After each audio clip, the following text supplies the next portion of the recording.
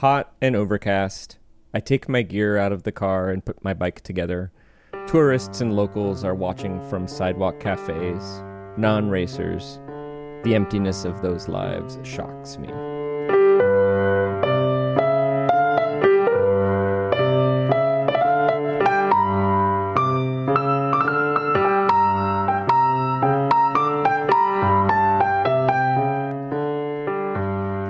This is great. I love this I'm book. so excited you like it. I've been wondering about that for a while. Yeah. I was like, God, this is such a niche-y book.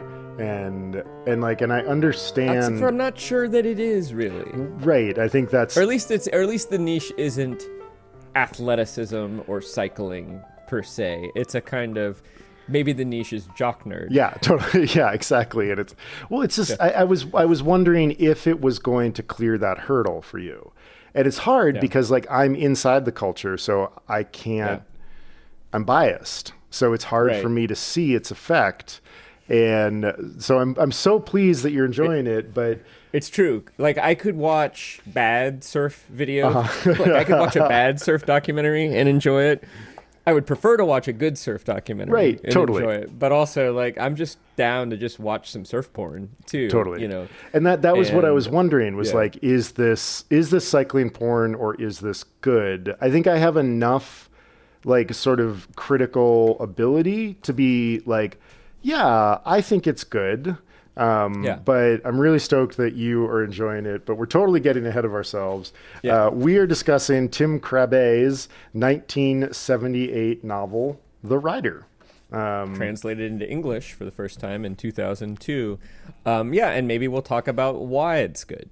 So this book takes place. We have a narrator whose name is Krabbe. And again, everybody, we don't want to just simply write speaker and author together, but that feels pretty obvious that this is. We're certainly being invited to make that connection. And he's participating in the fictional Tour de Montigoual, a one-day 137-kilometer race in the French Massif Central.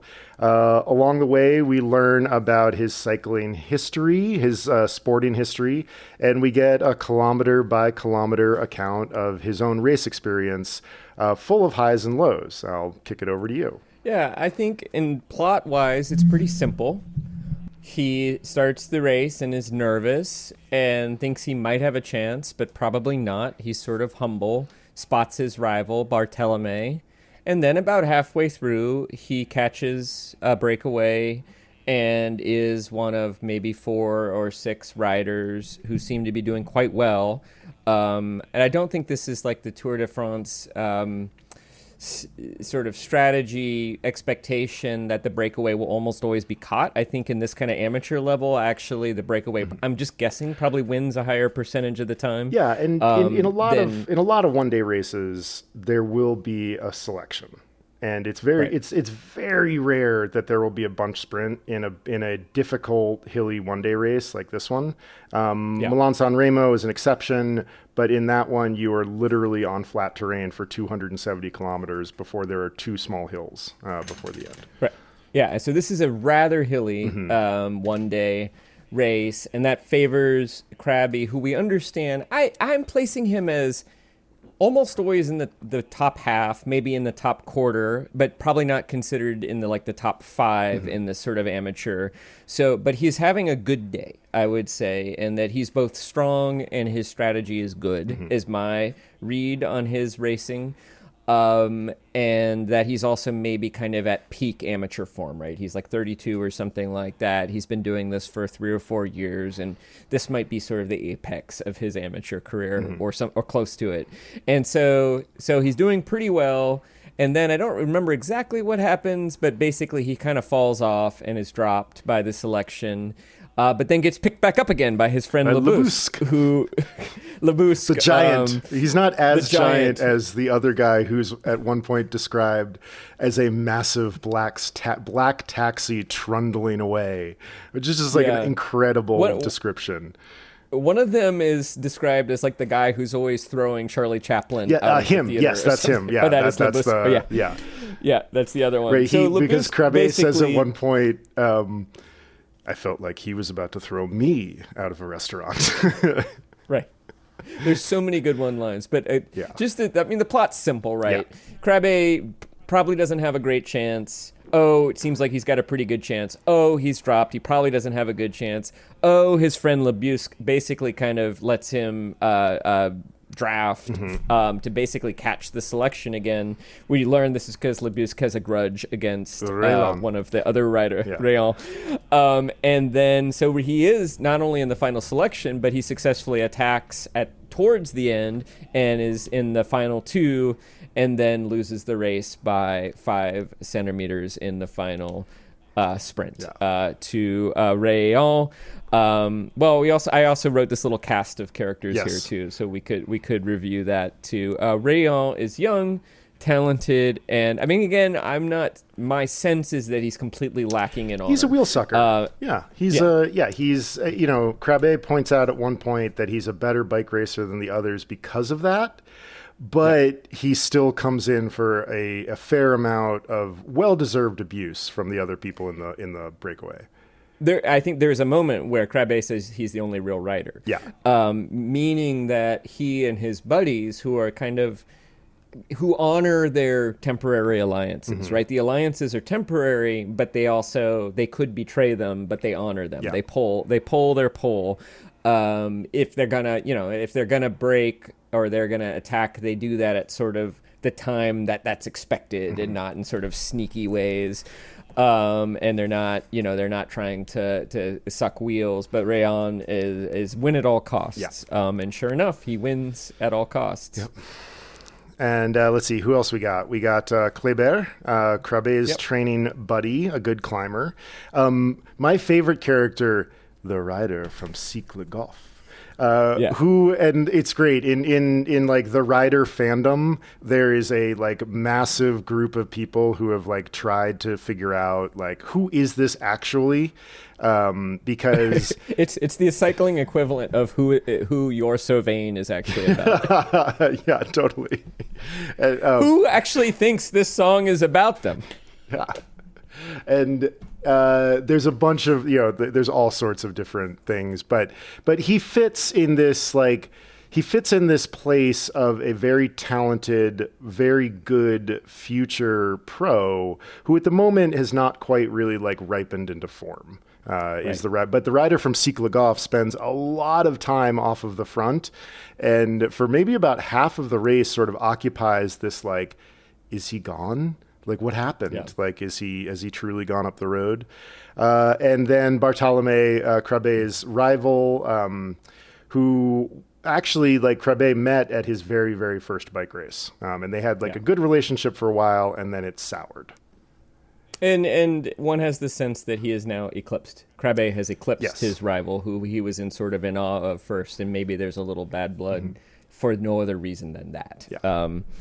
Let's dive. I mean, it's 100. It's not that many. It's a novella, and you don't really get the richness of the book from the plot. The plot is simple. Yeah. But the book is not simple. Yeah.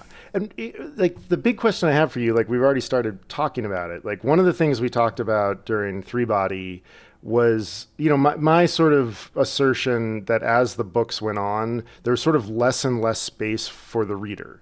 And it became more and more about Cixin Liu's sort of agenda and the story that he wanted to tell. And this kind of gets at my question about like, since I'm inside this book or in this culture, like, did you feel invited in to the sort of the action and the world in a way that like you felt like you were a participant, in the way that we usually want our readers to be a part of the action? Yes. And let me read page 1. Okay. Moiré, Lozère, June 26, 1977. Hot and overcast. I take my gear out of the car and put my bike together. Tourists and locals are watching from sidewalk cafes. Non-racers. The emptiness of those lives shocks me. It's a poem. Yeah.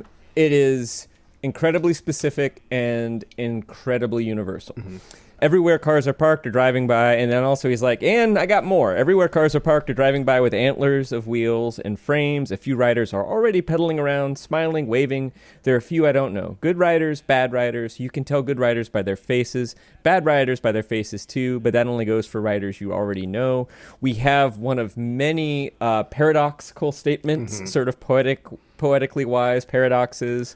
I picked my number at a cafe, shake a hand on the way back. Good legs, we'll see, haha, right? And it's like, okay, maybe you've never been to any kind of race before. I've done a few races of various kinds. I've never done a cycling race. I've done a foot race. I've done a canoe race. It's always like this. Yep. This is the feeling. Yep. This is the feeling. But also, like, this is the feeling of showing up to a radio documentary conference on the first morning. This is the feeling.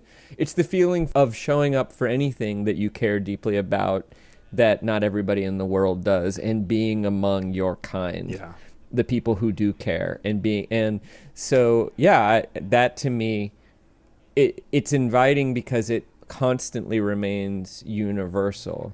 And I think one way of reading this book is, this is a book about cycling and racing, and it absolutely is. Like, it absolutely, I'm not saying it's not, but also I don't think you actually have to care about those things to enjoy this book, because it's a book about devotion and effort and human values and complexity and pain, and the themes that are brought out are absolutely universally human, and you don't have to care a thing about, like, guys in, tight clothes, pedaling up mountains in France on road bikes to enjoy that. And I think that lasts too. I mean, I don't think that goes away throughout. And I don't always, there's a little bit of an immersion effect. I don't understand all the slang, but I got the basic plot. And I think that even if you don't understand, I mean, there's probably some people who would find that immersion effect frustrating. I don't understand. What's the strategy? What does it mean, a wheel sucker? But, like, I don't know. I'm a pretty tolerant of it being immersed into a subculture in a book and having to kind of fend my way. It never ends up. There's so much cycling writing that is just is so bad. Is so like self-involved. And it's too much about the fetishizing of the self, really. And I think this book sort of runs in parallel to those ideas, but never ends up over there. Because I think one of the things that we see is, like, Krabbe swerves from self-aggrandizement to total self-debasement. And, like, you begin to see that the self-aggrandizing is not real. And then you also see that the self-debasing is also not really real. And it's just simply the emotions that he's feeling at the particular time when he's under quite a bit of duress. Right. And one of the impacts I think I had, or one of the impacts for me of reading this, is I realized it reminded me of Hemingway. And then I'm like, but it's way more internal in some ways than Hemingway. And then we talk about Hemingway not having internality, but that's not really true. It's that his internality is thoughts, not feelings. And I think Krabbe is doing the same thing. We always know what Krabbe, the character, is thinking. We deduce how he feels about how he's thinking. He doesn't say, and then my heart sank when my rival beat me. He says, something odd is happening with Rehan's bicycle. It's a little bit, his wheel is a centimeter ahead of mine. And then he says, I am overcome, by the injustice of it all. Do I not deserve this to win this race? And I still can. Come on, Krabbe, don't be defeated. You can still win this race. I will. I do it. And I begin, and I find once again the rhythm. But now something odd is happening with Rehan. And we get this, like, ocean of emotion. But he never says, and then I felt sad, and then I felt angry.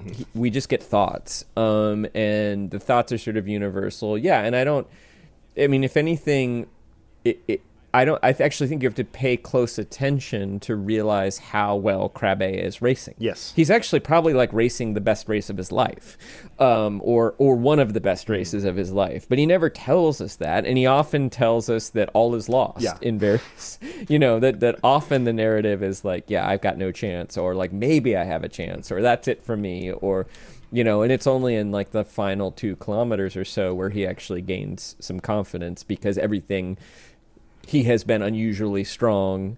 He has had good strategy, and he's had some luck, and also his weakness, which is that he's not as ruthless as Rehan, is counteracted. His strength is that he's a good dude, and so therefore Labusque is basically willing to counteract Rehan's strength, which is ruthlessness, through generosity, and so the two are then rendered as equals, and which is exciting, which makes the ending exciting too. One of the questions that I was thinking about bringing up, and then I was like, oh my gosh, too complicated, was going back to the upbeats and downbeats from Project Hail Mary. And I was like, it would be so intricate if you were to do the upbeats and downbeats, because it changes so fast. I mean, I feel like every chapter, and each chapter is like 3 pages, and each chapter has them, but it does also sort of feel like there's a mega structure too, which is sort of like start on a downbeat. Oh, he's doing pretty well, so that's upbeat. Oh, he lost his chance, downbeat. Oh, he regained his chance, upbeat. Oh, but he's probably not going to do very well in the sprint, downbeat. Oh, no, he has a chance to do very well in the sprint, upbeat. Oh, he's winning the sprint, double upbeat. That's basically it. But then within each of those are little, like even in that final finish where Rehan starts to catch him in the sprint, we have a moment where we think that maybe Krabbe, held him off. Yeah. He appears to have held him off, and then he doesn't. That sprint narrative, like, it goes on so long. It's like, so I just reread it, and I I read it as an audiobook, and I was on my bike, and I went about a mile. And that included being at a traffic light too. Yeah, it was incredible. Question for you: you are an avid cyclist and a racer. And I believe that you started around the time this book was translated into English. So I'm curious, to what degree has this book inspired you in that interest and enthusiasm? It's a 2-part question. That's part 1, and then when I hear the answer, I have a part 2.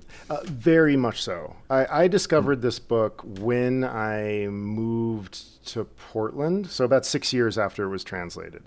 And I can't remember what the contexts were, but yeah, it was very much at the time. I mean, I was 29. Like I was the same age that Krabbe is in this book, sort of also discovering too late that like I had a talent for endurance. And I really want somebody to turn this into an animated something. Like I remember being out on a run in Forest Park, and I think I was listening to it. And I was like, oh my God, this needs to be, I was like, I feel like this could live as like a beautiful, weird, poetic, animated thing. And I'd love to see like a Chariots of Fire sort of period piece, like sort of photorealistic movie of it. All the bikes, all the like them all, they're bikes. All in their wool and the beautiful bikes made of steel, and maybe there's some Drillium, whatever kind of terrible racing shoes and clips they wore in those days. It'd be marvelous. It would be like the Mad Men of bike racing movies, where the and the location would be no problem, because I'm sure this part of France looks exactly the same as it's always. So yeah, it did have a real effect on me. And I think I learned a lot about how to race a bike from reading this book, because this book, if you want to learn how to race a bike, this is the book to read. It is fantastically accurate, not just in the racing, play of it, but the mindsets that you can expect to experience in a bike race. Like, this is what your brain does. Like, and also his growing inability to do math and to grok where everybody is completely accurate, as like your sense of the world begins to dissolve. And then recovery too, right? Yeah. Like there's a moment where he's basically hallucinating and then he comes out of it and is sort of like, there's a landscape again. It's not very wide. It's only about 10 feet on either side. But like, the world has become essentially the road and then his memories that are completely false in like sort of dreamscape of the other racers and his interactions with them. Incredible moment where he thinks like Eddie Merckx and him are going to like go out and ride bikes and the road turns to mashed potatoes and they eat the mashed potatoes together and Merckx is feeding him mashed potatoes and the end of and you're just like, oh, this is some awesome Northern European, like, I don't give a fuck about narrative structure action. But I also, like, it works because I'm sort of like, I think that's probably where your brain would go or something like that in that moment of that. And then also, I mean, I have been enough, I've never really done a lot of racing, but I've done a lot of, enough athletic things to know that your strength and your endurance come and go. And you do have these moments where you think you've lost it and then you discover a sort of a hidden well of strength and clarity. I don't know what's happening physiologically. You probably do. Like maybe you're suddenly like burning fat instead of carbohydrates or something like that. But, that change in mental state, to me, it's both like, on the one hand, it's absurdist and experimental and sort of like Moby Dick, like we're just, and then on the other hand, you're sort of like, no, I think this is actually kind of hyper realistic to some degree as well. Well, second question about inspiration then is, what does it say, either about you or this book, that your inspiration for athleticism is a story of kind of like pain, heartbreak, failure to live up to one's dream, and loss? Well, another question that I was like tooling around in my head was asking you if there is any other possible ending for this book, given the whole structure and everything we learned and everything like that. I don't think there is another possibility other than Krabbe comes in second. Like, because the book, talks about the fact that bike racing is about losing. Like, that is the entire nature of bike racing, is that you are going to lose. You're probably never going to win a race. That's the likelihood, is that you're never going to win. If you're an average competitor and all the competitors are average competitors, you're going to win. You might be expected to win like 1 out of 150 races or something like that.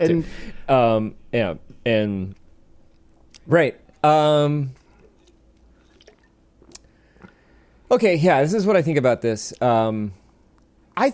I was thinking, like, is there a way of narratively making it so Krabbe wins that doesn't feel unsatisfying? I think there probably is. Yeah. I think it probably involves more of a blood sacrifice. Like, maybe LeBusque would have to die rather than, like, you know what I mean? Totally. Like, I think that's what we've learned. Like, LeBusque would actually, like, just pull him, or something like that would have to happen to make that work.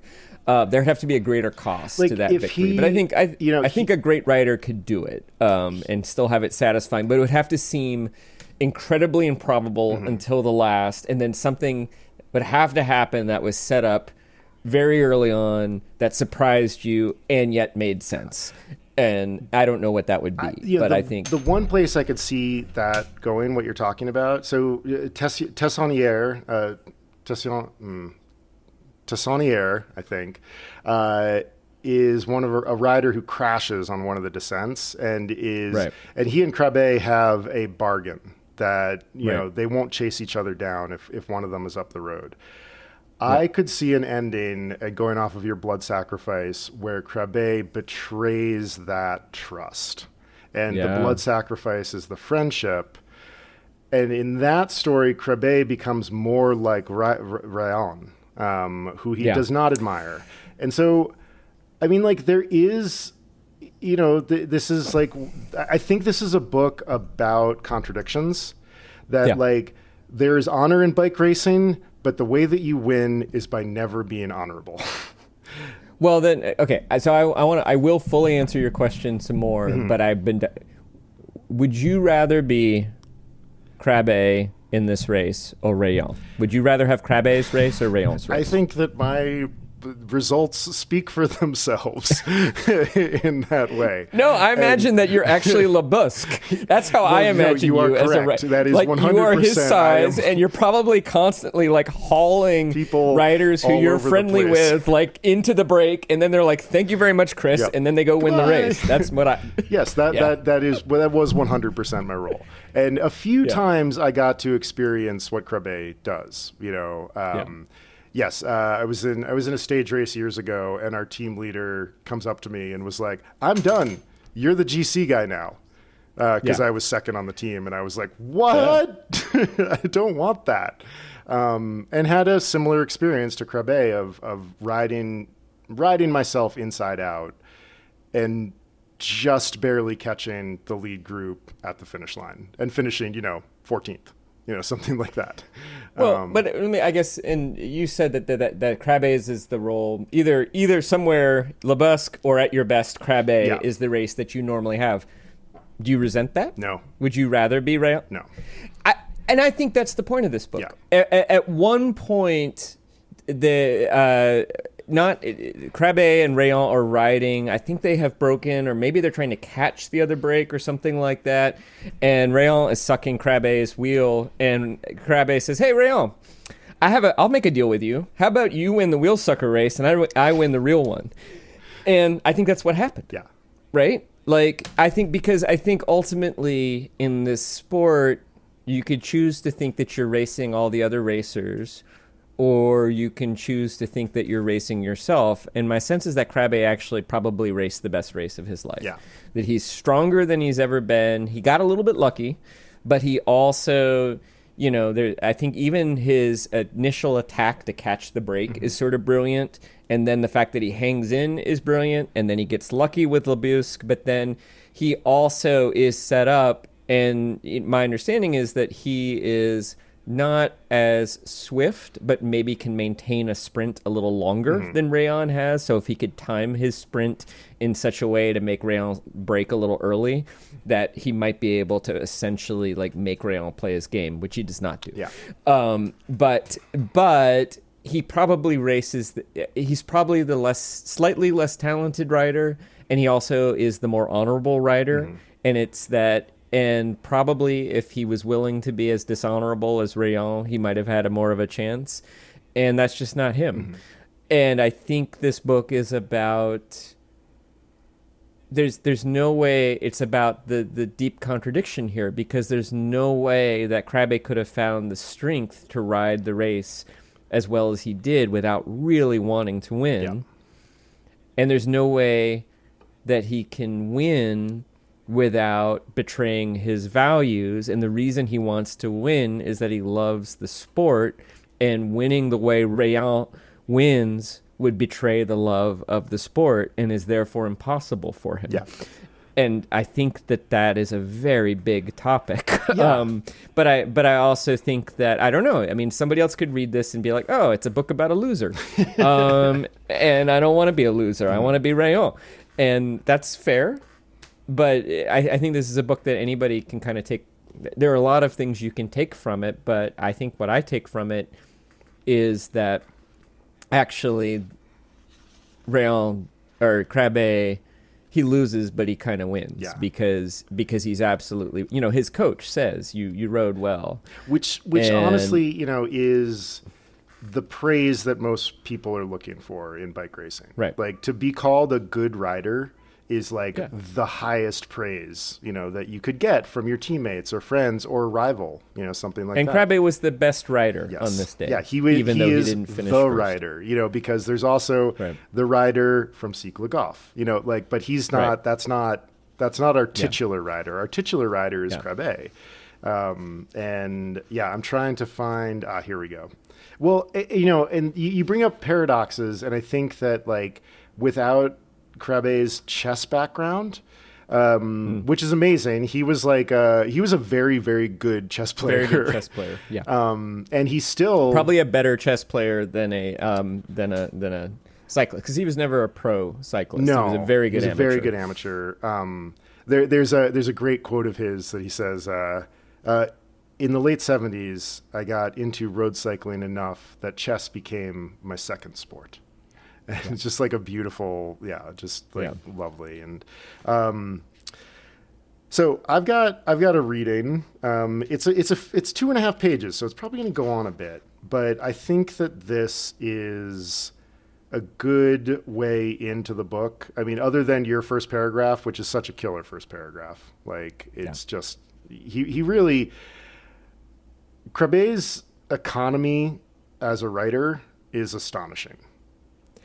I also think you could open the book to any page, put your finger down on any paragraph and read it, and there would be something to admire. It's one of those books where sometimes it's weird, but it's always good. And it's always it's like a book of poems that tell a story, kind of. Well, this is one of those weird sections, but it's not the weirdest section. It's not the hallucination. I have a reading from the weirdest section. Happy days. Which I also happened to be napping when I was listening to the book, and I kind of fell into a nap and then kind of half woke up.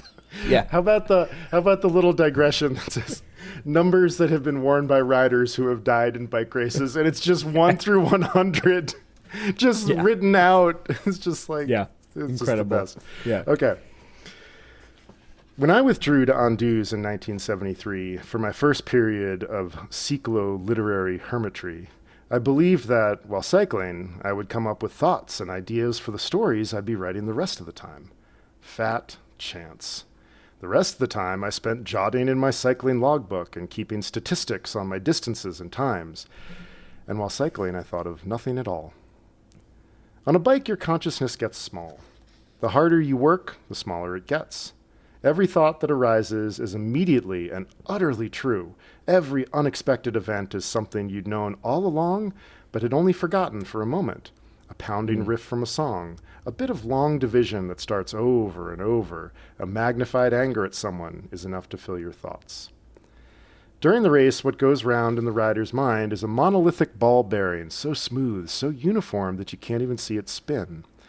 Its almost perfect lack of surface structure ensures that it strikes nothing that might end up in the white circulation of thought. Almost nothing, that is.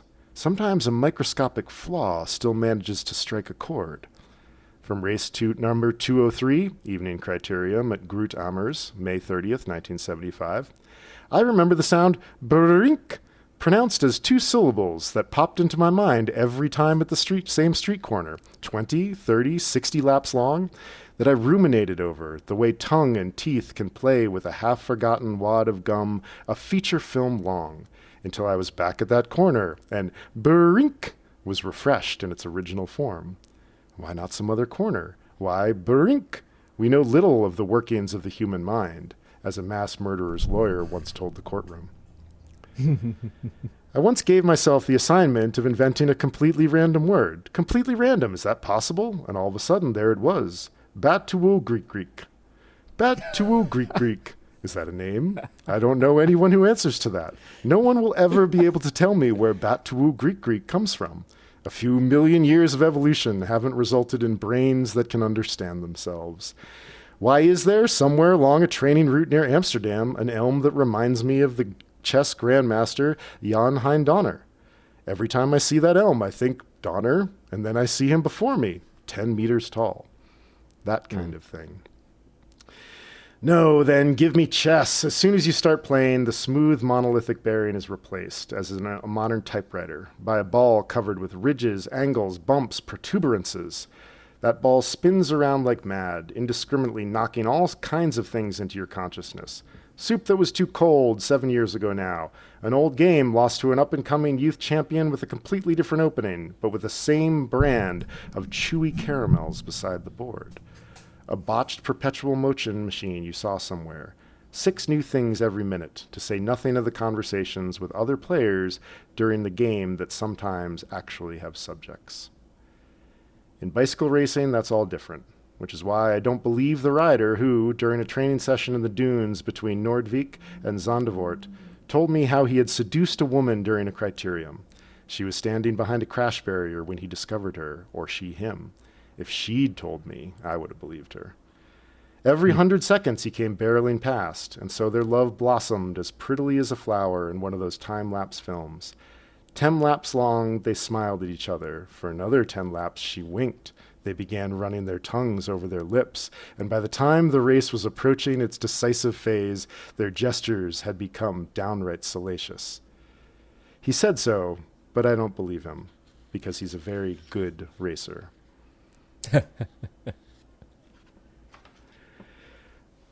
You're right. Like, you could open up the book to any, like, dozens of sections like that are helpful and weird and elliptical and digressional and spiral off in strange directions, and it always works. And the cat is always about the same house. Yeah, that's probably what holds it all together. That there is, I mean, it's that last sentence that you're sort of like, whoa, you brought that right back to what we were just talking about. Yeah. And I didn't, this spiraled way farther than I was expecting. And yet we're always on a bike. We're always talking about riding. We're always talking about what a rider is and what a good rider is and what a good rider isn't, and what a competitor is and what a competitor isn't. Except for the reading I want to do. Yeah, let's do it. If I may. So let's see, where do I think I bookmarked it. Yeah. Okay. Here we go. So I'm trying to remember if he had already been dropped at this point from the selection or the break, or if he was hanging with them, but kind of losing it. So this is, I don't quite remember, but this is a sort of like chapter where he just reminisces about all these different riders. Yeah, the little ABC of cycling. It's the ABC of cycling, right? And we're already, this is like maybe the third or fourth one, and it makes no sense. But I also want to keep in mind that like Labusque is the character here, and Labusque is an important character. He's a character we've met this entire time, and he will continue to be important to the story too. Labusque and I once went out for an evening with the Labusques.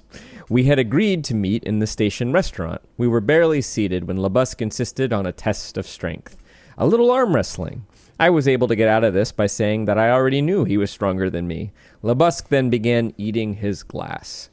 He chomped on the shards. I considered this a banal display of sturdy teeth, far beneath his dignity, and told him so. Besides, I was afraid he would cut himself. It's much more clever, for example, to let salt come pouring out of your hand for half an hour or so, I said. Aha, Labusque said. That is the most spectacular trick of the famous magician Fred Capps. We are great admirers of his.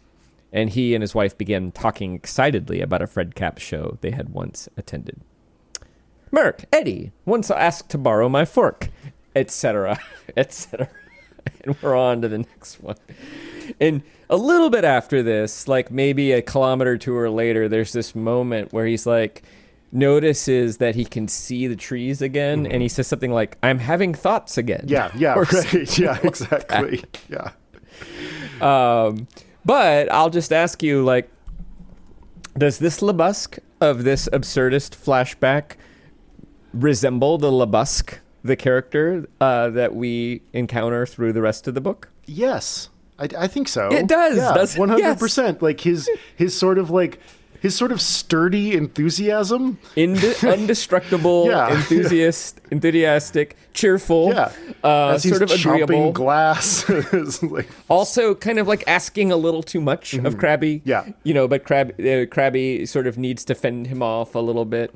It's all consistent. Yeah. It's just a lot weirder than the, photorealistic version of Labusque that we get earlier and later. Which I think is, what's amazing about this book is the hallucinations work as well as the direct, the denotative narration, of like the whatever is happening at the moment.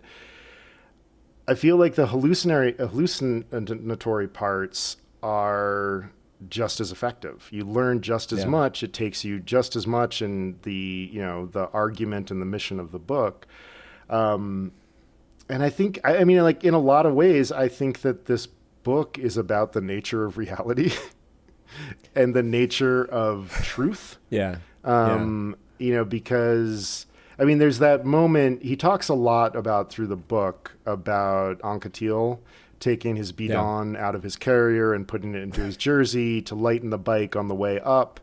And at some point, they're talking more about that. And Krabbe says that in all of the photographs of Anquetil climbing, his bottle is in his bottle cage. And then Krabbe says, those photographs are inaccurate. And like, there's this, it's like, we're sort of in the truthiness. Print the legend. Right, yeah, exactly. Right. Yeah. Yeah. And it goes back to Krabbe says that this is based on a real race that he rode, but he also said, he changed any detail that he needed to tell a better story or something like that. And it goes back to like, some of the stuff that I read in Lawrence Weschler's class and that you and I were talking about 20 years ago about, Orwell is in Spain and like just making up bars, like, and passing them off as real.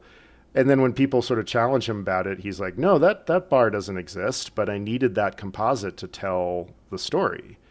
And I like, this is that idea, but seen through this lens of this kind of mind-bending experience of bike racing, which is very accurate. I think one of the things that just occurs to me here, I mean, this is, I think, one of the things that elevates it over bike porn. Yeah. One of the things I was just thinking about is, in my sort of example of surfing documentaries, often what happens in sporting documentaries is some athlete is made to sit for an interview, and what they do is say the sort of things that they think they're expected to say in a sports documentary. Yeah. Sort of like, it's really, I don't know, it's just sort of like me in the ocean by myself in the morning. I kind of go out there and just helps me if, whatever I'm stressed out about is just gone, and I might just be noticing the color of the mountains or thinking about that next wave. Or, maybe I just noticed the plume of a dolphin breaching or something like that. And you're like, I mean, maybe all of this is true. You're not lying, right? But you're sort of searching for profundity. Right, yeah. And I feel like Krabbe is just like stumbling upon profundity. Yeah. And I also feel like this book, I mean, I don't know, perhaps there are writers out there who could sit down and write for 2 hours every day and at the end of it end up with this book. But I don't feel like that's what happened here. To me, it feels like this is somebody who's an avid journaler who then took all his journals, either photocopied them or just tore them out and threw them on the floor and then walked around and put them into order and then transcribed, threw some away, transcribed that, and then edited that into this. That to me, this feels much more like the sculpture, that it was discovered in the block of marble than the sculpture that is built from a frame with wire and clay. I could be wrong about that, but I feel like I just don't. There's so much weirdness, and I just don't think you sit down at your desk and write that weird. Yeah. I think that you have a weird thought when you're, like at the hotel after the race and you write it down in your journal and you forget about it. And then you have a practice of referring back to those journals. That's the only way I could imagine this being created. Well, he even brings up like that, basically that exact idea that you're talking about. Because what you're talking about is like sort of assembling a mythology of the self kind of like after you've sort of made it. And so you're kind of trying to justify the actions that you've taken to get you to the place where you're at, which is what's so weird about those sports documentaries. And you're like, I don't feel like you're actually talking about surfing, and I don't feel like this is your actual experience. There's that moment when he sees the girl. Maybe you're talking about your idea of what you would like surfing to be. Yeah. That might be totally sort of legitimate. But it's not the thing itself. And like, there's that moment when Krabbe sees the girl in the the crowd, and gets like completely bent out of shape about her, even though he doesn't know the first thing about her, because what he's saying is that she's participating in a world that of gestures and brands, things that point at other things. And, and it's this sort of means to an end thing that, is basically the culture that we live in now, where it's like, no, we don't actually do stuff for the thing itself. We do stuff to prove that we did it and show it to other people afterwards. And his answer to that is like, the only reason that I want to do this is because it's road racing. Like, not for anything else. It's for the whole experience of just it. And I think that's what makes the book work so much, is he continues to he just returns to the stuff over and over and over again. He doesn't try to turn it into a metaphor. He just lets it be its weird thing. And of course, we've heard this a million times. If you want to hit the general, go as deep into the specific as you can get. Yeah. But I'm sure that there's probably paragraphs he wrote that don't do it, right? Part of it is that you have to have an excising eye. We don't get to see the first drafts. I'd love to see the first draft of this novel. That'd be wild. I would love to see what he thought it was and what it became. And I mean, because I think that there's some first drafts that I create where I can kind of see the trajectory from the beginning, and it's sort of like, oh, I just got to knock a few more bits of marble off and I'll have, my statue. And there's others where it's like, oh no, actually the thing that I thought was the main idea is not the main idea, and this sort of weird digression maybe is actually the thing that we're chasing, and that, this could be something like that. I don't know. I want to read you another part that's stuck in my brain and ask you another question. So Rehan is one, and he's getting his, his glory, his award, the flowers. A girl apparently comes over and gives him flowers, and they kiss. And the crowd is they kiss. Rehan raises the bouquet to the crowd, shouting, applause. Do I clap along with them? No. By applauding, I would be saying, hell, Rehan, it wasn't that important. It was just good fun. I would be saying you only beat a part of me. And the rest, what does it care? It applauds you. But Rehan has beaten all of me. He who applauds his victor denies that and belittles him. Being a good loser is a despicable evasion, an insult to the sporting spirit. All good losers should be barred from practicing a sport. Rehan takes one flower from his bouquet and gives it to the girl. Once again, he holds his flowers on high. Bravo, Pupu! The sense of superiority bolstered once again. I'd like to press him against me. I'd like to lean over that stone wall with him and look at the little river, talk about our adventures. Without masks, I'll tell him that he has great talent, but that until he turns 20, he shouldn't win as many races as possible, but gather as much courage as possible. Do you agree with the character? Now, I don't know what the writer thinks, but the character, Tim Krabbe, says, at least in this moment, he who applauds his victor denies that and belittles him. Being a good loser is a despicable evasion, an insult to the sporting spirit. Do you agree? I personally do not, but I also know that champions are different. Like they just exist in a different place, in a different mindset, where I can 100% understand the nobility of what he's saying, because what he's actually saying is like, no, I am respecting you by not clapping for you. Right. And that I am keeping this thing that we created together pure. And you defeated me. So this spring at the Giro d'Italia, Isaac Del Toro and Richard Carapaz watched each other. Del Toro was leading the race. Carapaz was second. they watched each other as Adam Yates rode up the final climb away from them. And basically Carapaz was like, you're the leader, you got to chase. And Del Toro was like, absolutely not. You're trying to win this race. You want to win, chase him down. They watched each other into the void, and Adam Yates won the Giro d'Italia, and Del Toro did not shake Carapaz's hand at the finish. And I think it's really true. I think what he's saying, I don't think I would be able to do it, but I'm not a champion.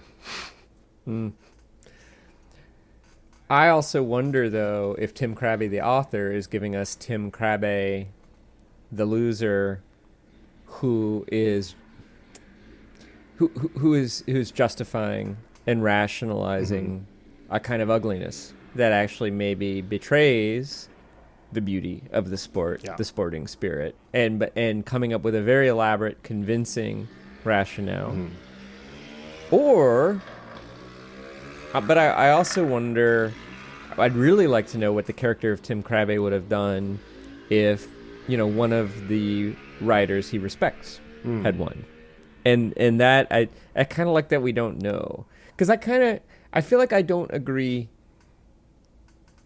But it's weird because I think that it's sort of like what I'm saying earlier, is that I'm not sure that Krabbe, the character, could have raced the race he did and feel any different in that moment. And it was a beautiful race, and it was a race, I think, that embodies the promise of that first line, the emptiness of those lives shocked me, which is what's compelling about this whole thing. Yeah, absolutely.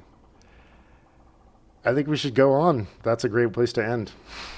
Because we could keep going for hours, I think. I think this book is one of those show and tell books where you're like, you just want to keep throwing out quotes. And so, listeners, it's a short book. Please go read it. So we have our usual, will you read this book again? But I wanted to add, and I don't know if we do this going forward, but what can you take away from this book as a writer? I can give you two right off the bat. And one is just inspiration to be a bit more rigorous and systematic with my journaling practice. That, half awake dreams are gifts and hallucinations and thoughts and metaphors that occur to you when you're doing something athletic and you write them down are gifts. And I am probably better than most people at writing those moments down, but I often just sort of then it doesn't go anywhere. I don't really have a writer's journal. I have a bunch of little notebooks. Sometimes I remember to do something with that. But I think that this book shows how you can be rewarded if you keep those scraps of truth around you.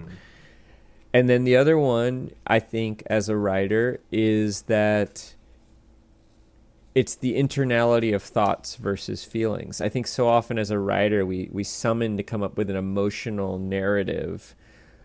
My friend Emma Rathbone is really good at this kind of writing. So some people do this really well, where the description of a feeling is an adjectival metaphor. And I've never been particularly good at that. Some people are good at it, but this doesn't really do that. Instead, what it gives us is internality as thoughts. And the thoughts can be quite simple, but they can also reveal quite a bit. And I think there's a kind of craft key, and it's kind of Hemingway-esque. It's kind of Joe Haldeman-esque. I feel like he's got a little Hemingway, and then he also has a little T.S. Eliot or James Joyce. Yeah, a little Wallace Stevens, like the weirdness, thing. The comfort with departing the world as we know it. This came to me just as you were talking. There's this wonderful moment towards the end. I think it's after the race, or maybe it's when he's cycling through one of the villages, and there's a few old men on the side of the road, and they look at him, and one of them says, "Batuo Greek Greek," and Krabbe says back to him, "Batuo Greek Greek." And I missed that. It's wonderful because you're incredible. It's just such a great payoff of this thing, and you're right. It's speaking to that same thing of he does a lot of the direct address of Hemingway really well, but he's got all these other authors like baked in as well. So sounds like you're going to read this book again. I will. Yeah. And what about you? Yeah. I mean, like, I think this is a book that you can keep right next to your writing desk. And when you are, when you need just something different, just grab it and open it up and read a paragraph and be freed by what is there. For me, the thing that I'll take, I have a looping brain. We've talked about this before. Like my desire to pack digression on top of digression is something that I have to keep under wraps most of the time. But I think what this shows me is that used tastefully, that those moments can have real great illustrative power. And my issue... Yeah, this would be a boring book if it was just the race. Yeah, it was so boring. I mean, it'd be okay. It would be okay. It would be like a pretty good magazine piece, right? Like it would be like, it was a good magazine piece. Semi-non-fictional sort of memoir.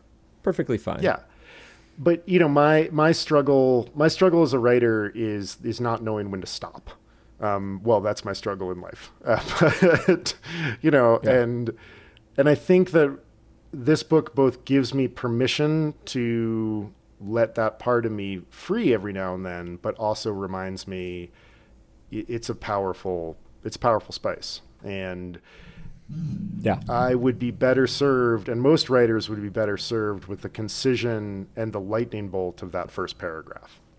And, most of us have the power to write that kind of surrealism, the broken glass dinner.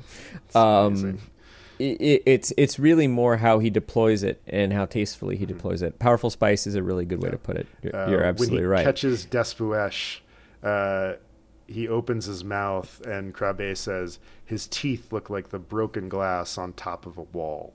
And you're like, oh my God.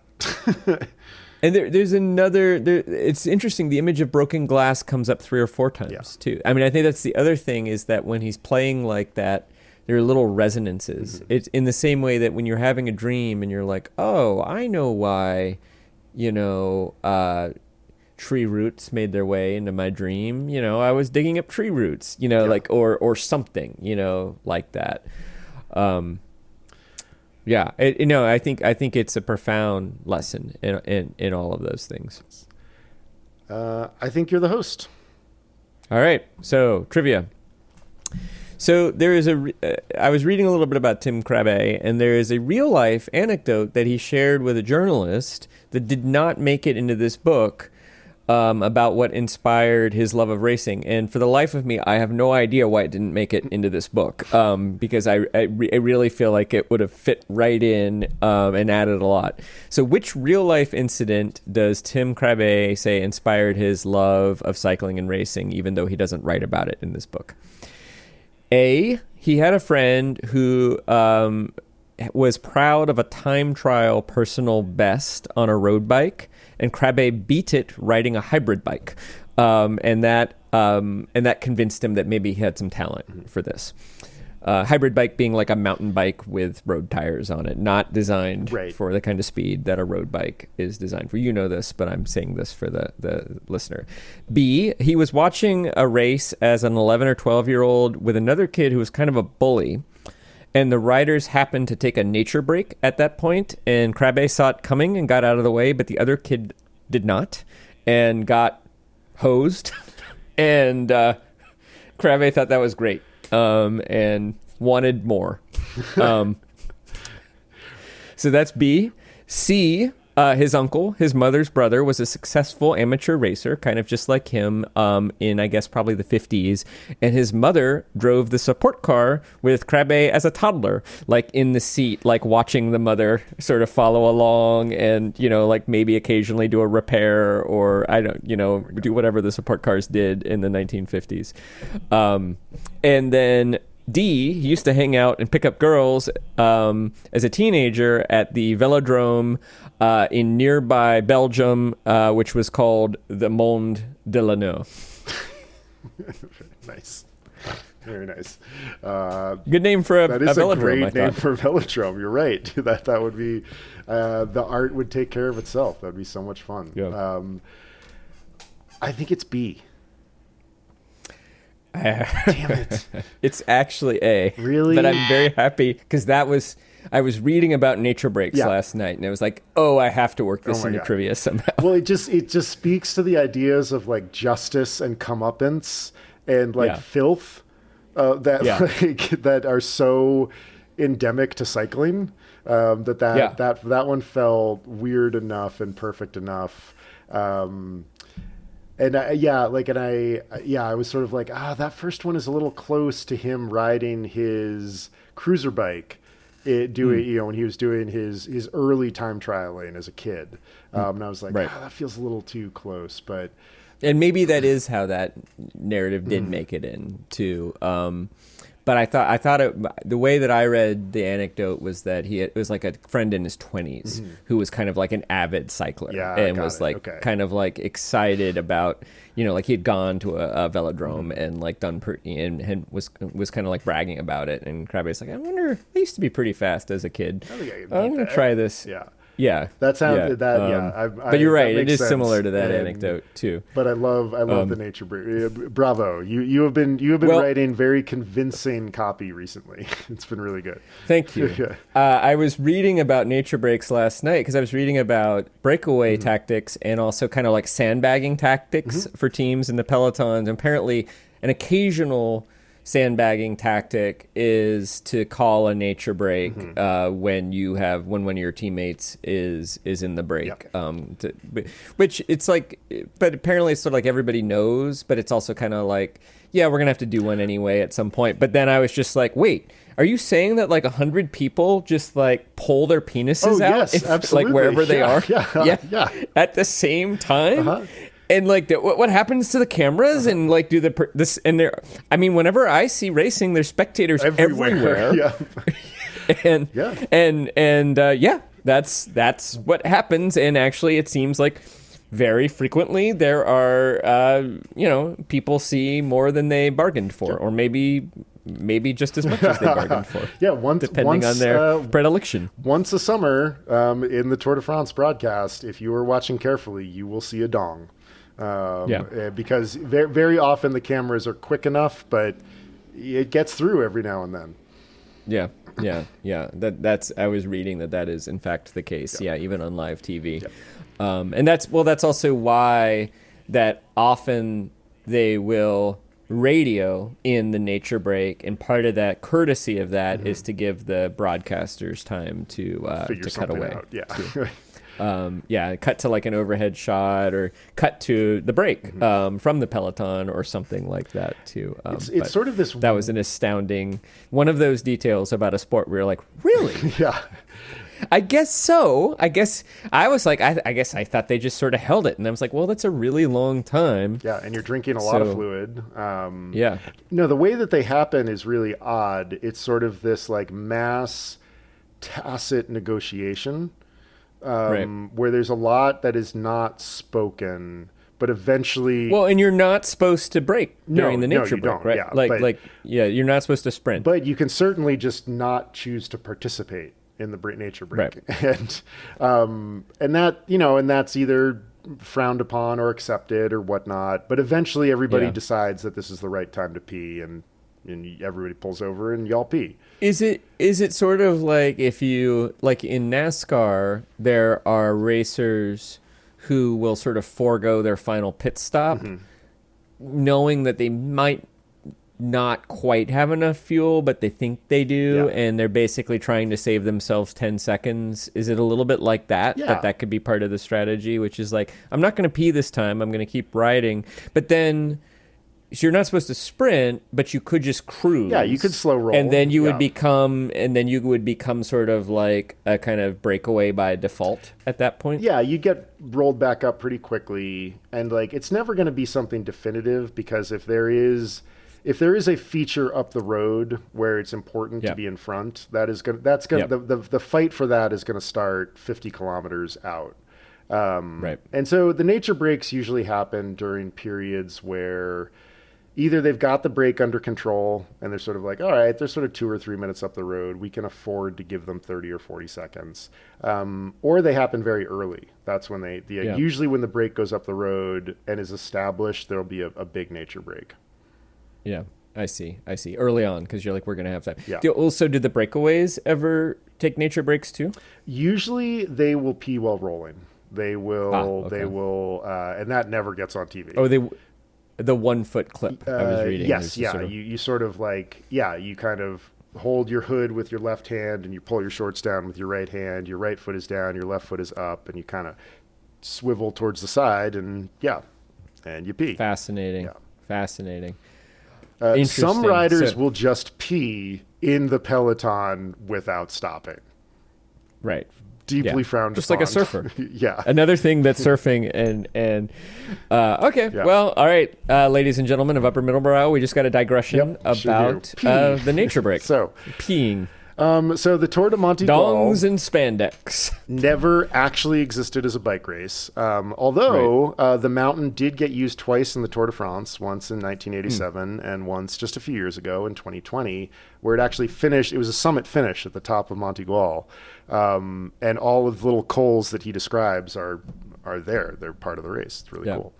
And those are cols like couloirs, like little valleys, right? Like no, those are little summits. So a col is same idea. Yeah. So that same usually idea, you'll say a col, meaning like that's the top of wherever we're that's racing. That's the top. To. Okay. Yeah. But you're talking about like it's a little summit formed by a drainage, not the main summit. But like on the shoulder of a mountain, there are little bumps. Totally. Yeah. So maybe the road is like wrapping around the side of a mountain, and that col is a particular high point. You might drop down again, and then go up to the top. But so the following books or movies also feature bike races that may or may not exist. So which of the following contains the real race? Was it A, 1985's American Flyers, which starred Kevin Costner and focused on the Hell of the West, a one-day classic in Colorado?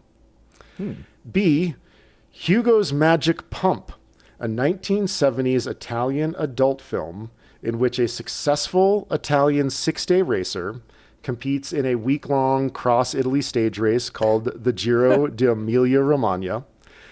The mob is trying to stop Hugo from winning, and they attempt to do so by throwing various women at him to, quote, erode his stamina. Or was it C, 1979's Breaking Away, in which a team of Americans challenge a group of professional Italians at the Little 500 at Indiana University? So we're looking for the real race out of the Hell of the West, the Giro d'Emilia-Romagna, or the Little 500 at Indiana University. You know, Breaking Away is a great film.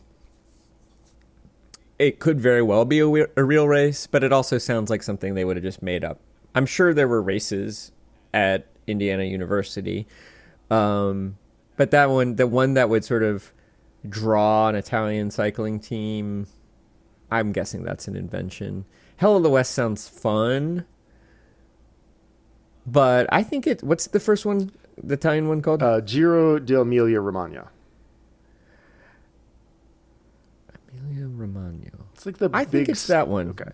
I like the idea that they would make an adult movie out of a real race in that way. And also it's like if you're trying to come up with a premise of like why people would be motivated to throw women in the way of a cyclist, I feel like the Italians are crazy enough where they'd be like, yeah, of course, that makes total sense.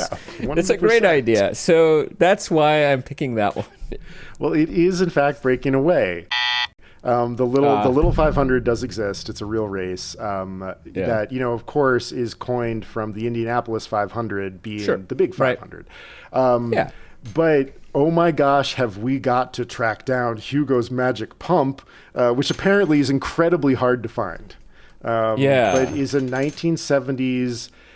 Some people describe it as burlesque. Some people described it as full adult. But yes, the mob is trying... Basically, Hugo is winning races that the mob wants somebody else to win. So it sounds like it might be more of a kind of like B movie with boobs than a full on, like Death Race. In America, there were a number of B movies in the 70s that were kind of like Race Across America movies. Yeah. The two biggest ones that I can think of are Cannonball Run and Death Race 2000, which I believe were both produced by Roger Corman.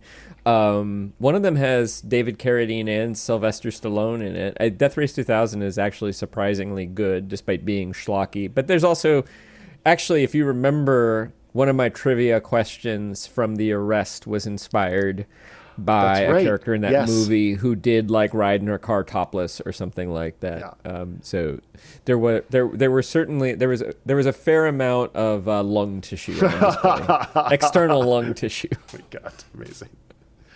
But yeah, we have got to try to find that movie because it does exist and it sounds wild. The reason that it shows up in lists of bicycling films is apparently the footage that they use is real from like real races and is like breathtakingly beautiful. And so it's this weird mixture of this like gorgeous B-roll and then this intensely B-movie burlesque plot. But I guess it's really, really, really hard to find. You might have to go to Italy, right? And like, look for a video store or a family that has it or something like that. Wow.